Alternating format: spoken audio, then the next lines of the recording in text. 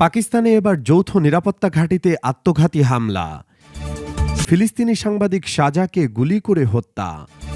আমিরাতে বিমান বিধ্বস্ত, পাকিস্তানি পাইলট ও ভারতীয় চিকিৎসক নিহত। গাজায় আরও 2 হাসপাতালে ইসরায়েলের হামলা, একদিনে নিহত 30।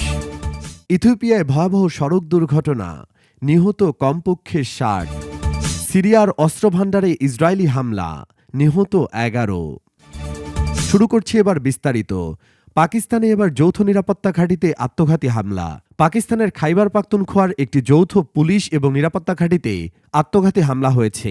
এতে দেশটির নিরাপত্তা বাহিনীর 4 জন সদস্য আহত হয়েছেন। খবর খামা প্রেসের। ডনের বরাত দিয়ে খামা প্রেস জানিয়েছে, দেরাতং রুটে নিরাপত্তা ঘাঁটিতে এ হামলা হয়েছে। হামলাকারী একটি গাড়ি ব্যবহার করে এই হামলা করেছে। এতে 4 জন আহত হয়েছে এবং নিরাপত্তা ঘাঁটির উল্লেখযোগ্য ক্ষতি হয়েছে। তবে এই হামলার দায় এখন পর্যন্ত কেউ স্বীকার করেনি। সম্প্রতি দেশটির নিরাপত্তা বাহিনীকে লক্ষ্য করে একের পর এক হামলা চালিয়ে যাচ্ছে তেহরিকে তালিবান পাকিস্তান বা টিটিপি। এর জবাবে গত মঙ্গলবার আফগানিস্তানে ব্যাপক হামলা চালিয়েছে পাকিস্তানি বাহিনী। এতে অন্তত 46 জন নিহত হয়েছে বলে দাবি করেছে আফগানিস্তান। তবে পাকিস্তান বলেছে তারা টিটিপির স্থাপনা লক্ষ্য করে হামলা করেছে। এরপরে পাকিস্তানের উপর পাল্টা হামলা চালিয়েছে আফগান বাহিনী। এতে পাকিস্তানের অন্তত 19 সেনা নিহত হয়েছে বলে দাবি করেছে আফগানিস্তান।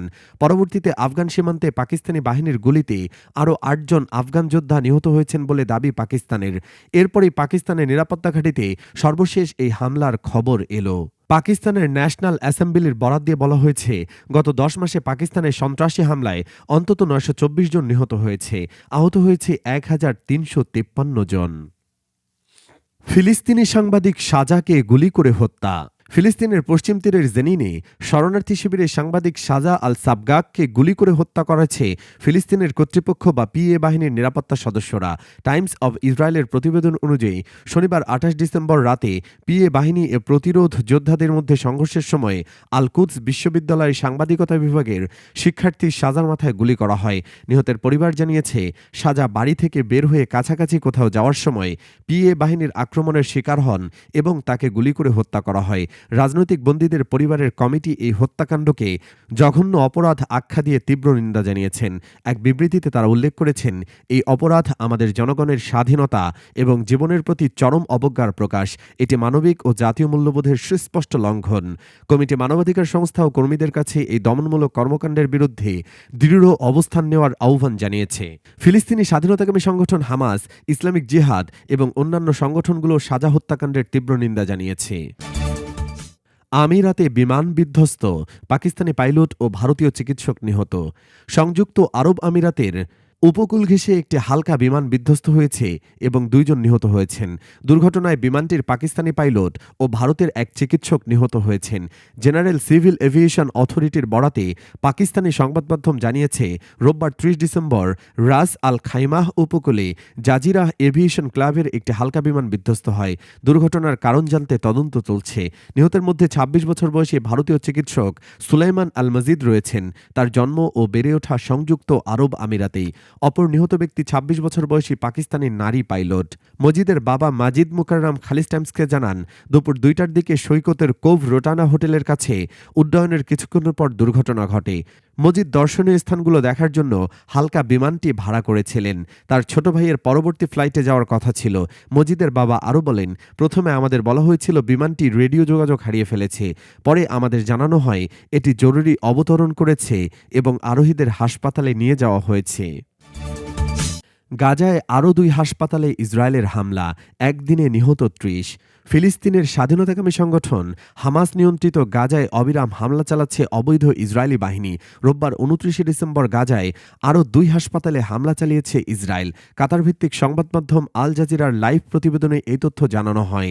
খবরে বলা হয়েছে, গাজা জুড়ে ইসরায়েলি হামলায় রোববার অন্তত 30 জন ফিলিস্তিনি নিহত হয়েছেন। এর মধ্যে আল ওয়াফা হাসপাতালে হামলায় নিহত হয়েছেন 7 জন এবং নুসাইরাত শরণার্থী ক্যাম্পে হামলায় নিহত হয়েছেন 9 জন। এছাড়াও অন্তত 4 জন ফিলিস্তিনি রোগীকে ইসরায়েলি বাহিনী ঘিরে রেখেছিল। এদের মধ্যে একজনের অবস্থা ছিল গুরুতর। ইথিওপিয়ায় ভয়াবহ সড়ক দুর্ঘটনা, নিহত কমপক্ষে 60। পূর্ব আফ্রিকার দেশ ইথিওপিয়ায় ভয়াবহ সড়ক দুর্ঘটনার ঘটনা ঘটেছে। এতে কমপক্ষে ৬০ জন নিহত হয়েছেন, আহত হয়েছেন আরও ৪ জন। আফ্রিকার এই দেশটির দক্ষিণাঞ্চলীয় বোনাজুরিয়া ওয়ারেদার গেলানা সেতুতে এই দুর্ঘটনা ঘটেছে। সোমবার ৩০ ডিসেম্বর বার্তা সংস্থা রয়টার্স এবং সংবাদ মাধ্যম দ্য গার্ডিয়ান পৃথক প্রতিবেদনে এই তথ্য নিশ্চিত করেছে। রয়টার্স বলেছে, ইথিওপিয়ার সড়ক দুর্ঘটনায় অন্তত ৬০ জন মারা গেছেন বলে স্থানীয় কর্মকর্তাদের বরাত দিয়ে রোববার বার্তা সংস্থা এএফপি জানিয়েছে। অন্যদিকে গার্ডিয়ান বলছে, দক্ষিণ ইথিওপিয়ার সড়ক দুর্ঘটনায় ৭ জনের বেশি মানুষ মারা গেছে। রোববার স্থানীয় সংস্থা কর্তৃপক্ষ এ বিষয়টি জানিয়েছে। সিরিয়ার অস্ত্রভাণ্ডারে ইসরায়েলি হামলা, নিহত ১১।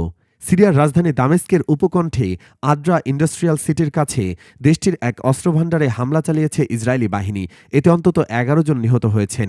নিহতদের বেশিরভাগই বেসামরিক লোকজন বলে প্রতিবেদনে বলা হয়েছে। খবর সিনহুয়া ও আরব নিউজের।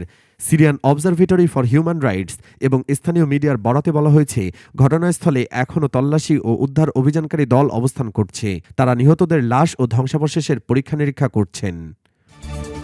দক্ষিণ কোরিয়ার সাবেক প্রেসিডেন্ট ইউন গ্রেপ্তার হয়েছেন। বিপদ যেন কাটছেই না দক্ষিণ কোরিয়ার। সাবেক প্রেসিডেন্ট ইউন সুক ইয়োলের। কাতার ভিত্তিক সংবাদ মাধ্যম আল জাজিরার প্রতিবেদনে বলা হয়েছে, ইউন সুক ইয়োলকে গ্রেপ্তারের জন্য আবেদন করেছে দেশটির কর্তৃপক্ষ। প্রতিবেদনে বলা হয়েছে, চলতি মাসের শুরুর দিকে আকস্মিকভাবে সামরিক আইন জারি করেছিলেন ইউন। এর জেরে ইউন সুক ইয়োলকে ইমপিচ বা অভিশংসন করে দেশটির পার্লামেন্ট। এরপর তাকে আনুষ্ঠানিকভাবে সরকারি দায়িত্ব থেকে সাময়িক বরখাস্ত করা হয়েছে। শেষমেশ তাকে গ্রেপ্তারের আবেদন জানানো হলো। সোমবার ৩০ ডিসেম্বর দক্ষিণ কোরিয়ার যৌথ তদন্তকারী সদর দপ্তর জানিয়েছে, ইউন সুক ইয়োলকে জিজ্ঞাসাবাদের জন্য ৩ বার সমন জারি করা হয়। এই ৩ বারই তিনি তদন্ত কমিটির কাছে হাজির হননি।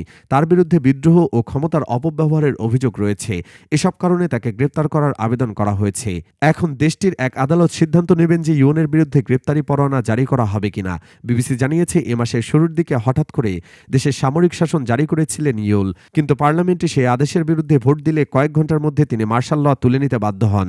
কিন্তু এরপর থেকে প্রেসিডেন্ট ইউনের পদত্যাগের দাবি জোরালো হয়ে উঠতে থাকে। গত সপ্তাহেও তার বিরুদ্ধে পার্লামেন্টে অভিশংসনের এক দফা ভোটাভুটি হয়েছিল। যদিও সেই ভোটে তিনি টিকে যান, তবে দ্বিতীয় দফায় অভিশংসিত হন তিনি।